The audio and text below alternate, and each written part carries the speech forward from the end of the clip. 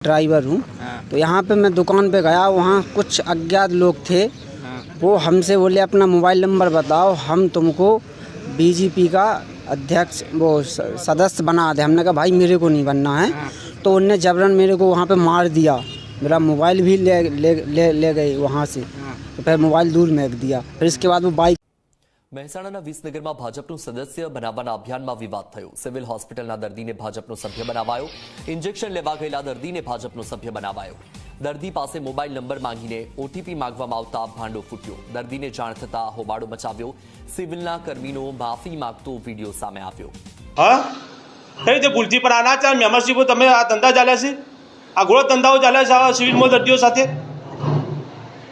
હા સાહેબ બોલો તમારે શું કહેવું છે? બરોબર, આ તો કાલે બીજું થઈ જાવ સિવિલની અંદર તો કોણ જવાબદાર?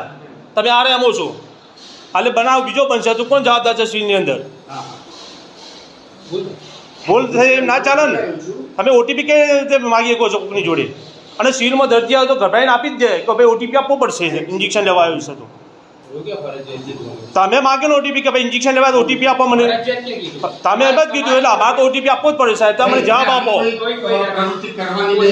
બરાબર કે આપણે મારી જોડે રજૂઆત કરી બરોબર હોસ્પિટલમાં પ્રવૃત્તિ ના જોઈએ। દર્દી આપણે બધા માટે સરખા છે।